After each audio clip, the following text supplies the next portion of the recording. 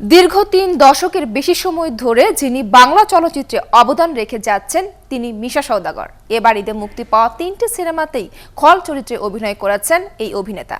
আনন্দযোগীর সাথে আড্ডায় মিশা জানালেন, সময় এসেছে নতুনদের সুযোগ দেওয়ার, তাই নিজের কাজও কমিয়ে ফেলেছেন। ভবিষ্যতে তিনি নাটকেও কাজ করতে চান। কথা বলেন আরো নানা বিষয়ে। তুই আমার ভাইজানকে চিনিস না? তোকে বহুত পস্তাতে হবে ইন্সপেক্টর, বহুত পস্তাতে হবে, বহুত পস্তাতে হবে। বাংলা চলচ্চিত্র যার অবদান ছাড়া অপরিহার্য তিনি মিশা সওদাগর। এবারে ঈদে যে 3টি ছবি মুক্তি পেয়েছে সেই 3টি ছবিতেই অভিনয় করেছেন মিশা সওদাগর। কথা বলবো আমরা আজ তার সাথে, জানবো না জানা আরও অনেক কথাও। হ্যাঁ, আরও দুটো ছবি আসার কথা ছিল। একটা ছিল মাতাল আর একটা ছিল অন্ধকার জগৎ, মানে 5টা আমার আসার কথা ছিল। না আসাতে ভালো হয়েছে, যদি ছবি আরও কম আসতো। মানে আমি মনে করি ঈদে 2টা থেকে 3টা ছবি আসা উচিত, এর বেশি আসা উচিত না। কারণ সব ভালো ছবি যদি ঈদে মানুষ দেখে ফেলে পরে একটা শূন্যতা দেখা যায়। তো ওই জায়গা থেকে আমার যে কয়টা ছবি, 3টে ছবি এবার ঈদে রিলিজ হয়েছে, তো ওই 3টাতে কাজ করছি। ছবিগুলো মানসম্পন্ন। হীরা হীরাকে কাটে, লোহা লোহাকে কাটে, আর বেঈমান কাটে বেঈমানকে। ঈদের 3টি ছবির প্রথমে যদি ক্যাপ্টেন খান নিয়ে জানতে চাই, ক্যাপ্টেন খান সম্পর্কে যদি বলেন যে এই ছবিতে আসলে আপনি একটি বিশেষ চরিত্রে অভিনয় করেছেন, আমরা দেখেছি যেমনটা, তো সেই ছবিটা সম্পর্কে একটু জানতে চাই। ক্যাপ্টেন খান মানে ওয়াজিদ আলী সুমন খুব ভালো ডিরেক্টর। সে সবসময় তার নির্মাণ শৈলী অনেক ভালো হয়, ম্যাক্সিমাম ভালো হয়।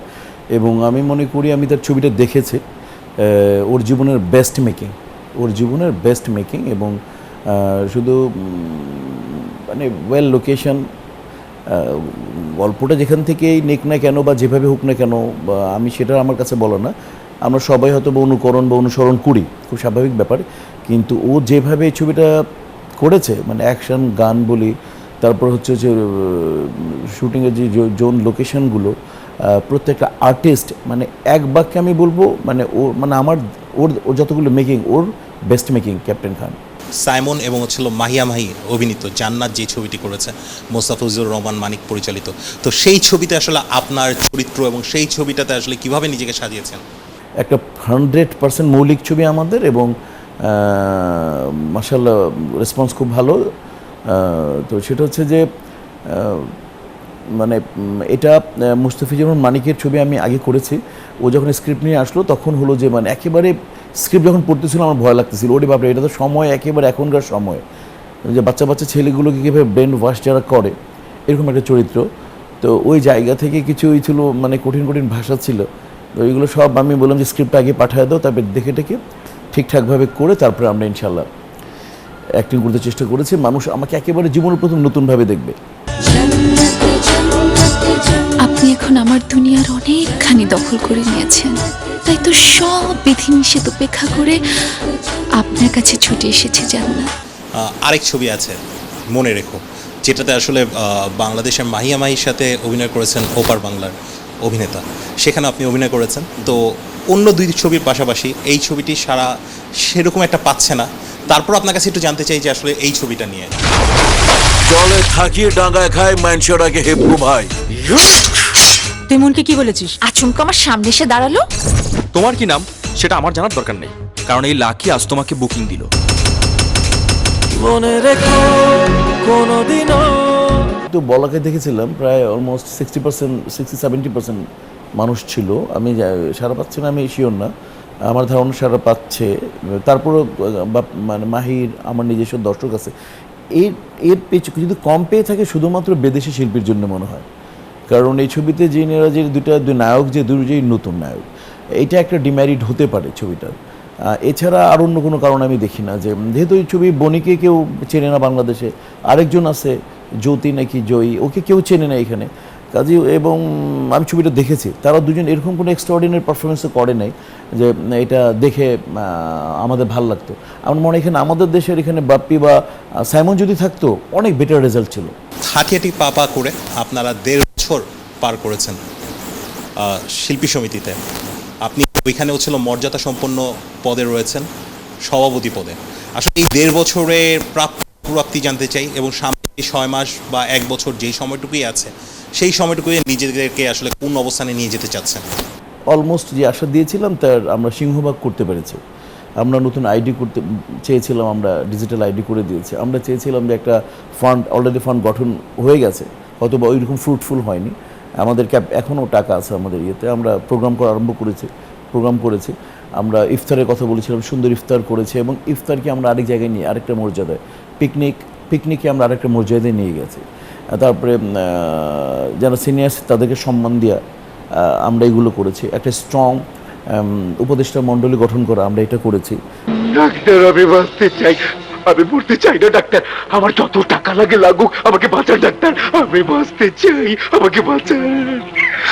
আপনার দীর্ঘ এই ক্যারিয়ারে যে কোনো একটি বা দুটি ছবি বেছে নেওয়া যায় বা বেছে নিতে বলা হয়, সেক্ষেত্রে কোন ছবিগুলোকে এগিয়ে রাখবেন? এই মুহূর্তে আসলে দুটো একটা তিনটা বাছাই করে নিতে বলি, তাহলে আমি বলবো যে ছবিটা দর্শক কম দেখেছে। ভালোবাসার গল্প, অনন্য মামুন পরিচালিত ভালোবাসার গল্প, আর অল্প অল্প প্রেমের গল্প, এই দুটো ছবি আমার কথা এই মুহূর্তে মনে পড়ছে। যদি সারা জীবন এইভাবে আনন্দে থাকতে চাও, তাহলে আগামীকালের মধ্যে মামলা তুলে নিয়ে আমার সাথে ঝামেলা মিটিয়ে ফেলবে। আসি, কথা যেন না হয় বাসি। মাঝখানে কথা বলেছিলেন এবং এটাও বলেছিলেন যে এখন আসলে কাজ করার সংখ্যাটা অনেক বেশি কমিয়ে দিচ্ছেন, এবং হলো এমন হতে পারে যে একসময় হয়তো বা বাংলা চলচ্চিত্র আর মিশা সওদাগরকে পাবে না। তো এই বিষয়টা নিয়ে আসলে কী ভাবছেন? না, এই বিষয়টা আমি একেবারে শুধু আমি বলার পর থেকে একটি ছবি সাইন করেছি, দুটো ছবি সাইন করেছি, শুধু একটা ক্যাপ্টেন খান করেছি এই বছরে, কিন্তু আমি ক্যাপ্টেন খান করেছি আর করেছি হচ্ছে আরেকটা ছবি শাহেনশাহ। এই দুইটা আমি ছবি, একটা ক্যাপ্টেন খান রিলিজ, একটা। তার মানে আমি কিন্তু আমার কথায় অনর অটল আছে। তার মানে কি বিষয়টা এরকম যে আসলে প্রযোজক যখন হচ্ছে অর্থলগ্নি করা শুরু করবেন, তারপর আবারও হচ্ছিল আপনি আসলে অনেক বেশি পরিমাণে ছবিতে স্বাচ্ছন্দ্যে কাজ করবেন? 30-32 বছর কাজ করেছি, আমার মতো টানা কাজ করার লোক আপনি আরেকটা পাবেন না, যেরকম টানা কাজ করেছে। 30 বছর কাজ, একই কাজ টানা করেছি, আপনি লোক একটা খুঁজে দেখাবেন আমাকে। তো বিষয় হচ্ছে যে আমার বয়সটা আমাকে হেল্প করেছে, কিন্তু এখন আমি তথাকথিত চরিত্রে আর আমার কাজ করার ইচ্ছা আপাতত নেই। আমি একটু দেখে শুনে ভালো লাগুক, সেটা নাটক হতে পারে।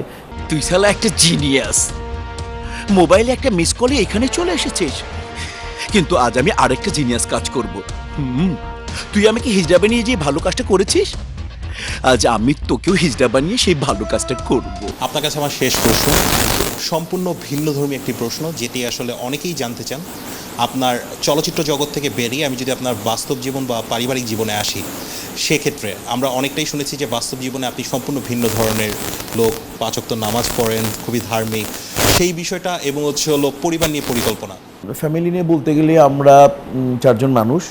আমার বড় ছেলে হাসান মাহমুদ ওয়ালিদ ও টেক্সাস টেক ইউনিভার্সিটিতে ওখানে মেজর করছে। আমার ছোট ছেলে ক্লাস 5 স্কলাস্টিকে পড়ে। আমার ওয়াইফ হচ্ছেন ফিজিক্সের টিচার, উনি টিচিংয়ে আছেন। এই আমার জীবন, আর এই নিয়ে চলা। এই জন্য আমার গ্রিন কার্ড হোল্ডার, আমাকে মাঝে মাঝে আমেরিকা যেতে হয়, আসতে হয়। এই সবার কাছে দোয়া চাই। রূপের ঝলক দিয়ে করব ঘায়েল তোমাকে, কেন হিজড়া করেছো আমাকে।